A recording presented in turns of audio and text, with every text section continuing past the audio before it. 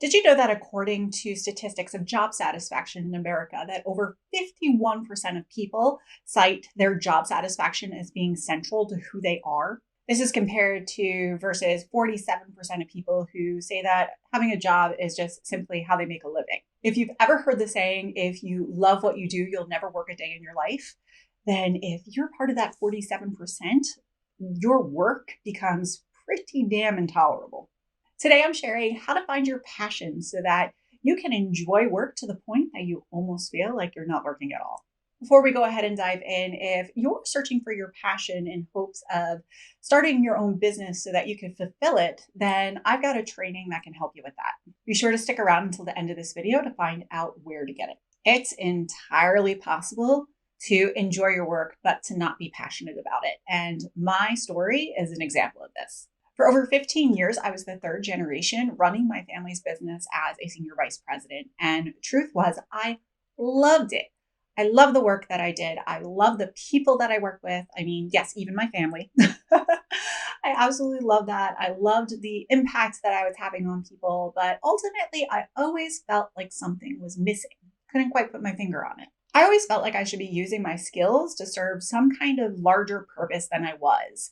And as a result, yeah, it was okay that I liked my work, but overall, my days were dragging, right? And I'm sure you can relate to this too, that you show up and you're like watching the clock ready to go.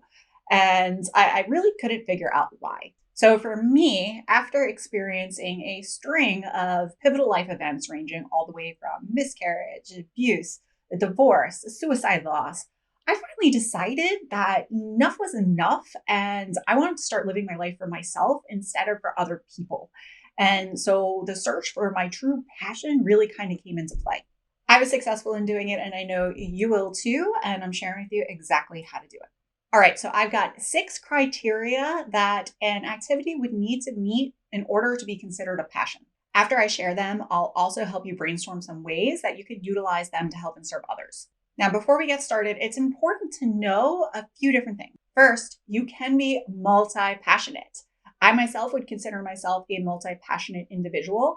I do not believe that any one person has one specific passion. It's usually a variety of different passions that ultimately make up who you are at your core. It's also important to recognize that your passions can evolve as your life evolves. Right? What you're passionate about as a child won't necessarily be exactly the same as what you're passionate about as an adult. So have realistic expectations going into this exercise. Here's a super simple way to tune into your passions today. Now, I want you to think about activities, right? Things that you do on a regular basis. And I want you to categorize and really kind of identify the ones that meet these 3 criteria, or ones that you would describe as being these. The activities that energize you, the activities that excite you, and last but not least, the activities that engage you. All right, so go ahead and I want you to choose one of those 3 E's that I shared before and drop me a comment below with an activity for you that meets that E. So whether it be excite, engage, I'd love to know what you come up with. All right, so being energized, excited, or engaged is only half the puzzle. You want to be sure that the activities have you in a state of flow. In positive psychology, a flow state, also known as being in the zone, is a mental state which a person performing some activity is fully immersed in the feeling of energized, focused, full involvement, and enjoyment in the process or activity. Flow is categorized by the complete absorption of one being in the activity. When you're in it, you almost feel like time doesn't exist. The easiest ways to tell if you're in a state of flow include you lose track of time, you lose your train of thought, and whatever it is that you're doing just comes incredibly easy to you.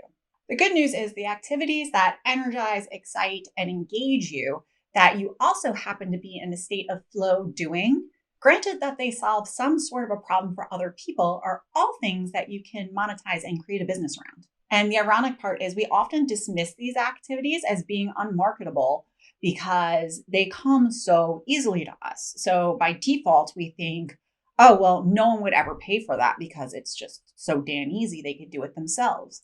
But truth is, if people have come to you in the past and asked you for help with whatever this thing is, chances are it's not easy for them, right? And the fact that it is easy for you means that that's something that you could utilize helping and serving other people while also remaining in flow and being energized, engaged, and excited about the activity that you're doing each and every day. So that about sums it up. Now you should have a whole list of activities that could potentially be your passion, and it's up to you to figure out how exactly you want to incorporate them into your life so you never have to feel like you ever have to work again.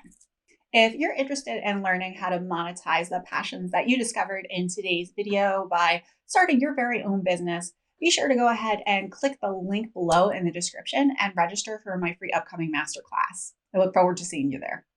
Hopefully you found this breakdown helpful in discovering exactly what your passion is. If you liked what you learned in this video, be sure to check out these next. And if you really found it valuable, be sure to like, subscribe, and share it with your friends. I would appreciate it. I'll see you next time.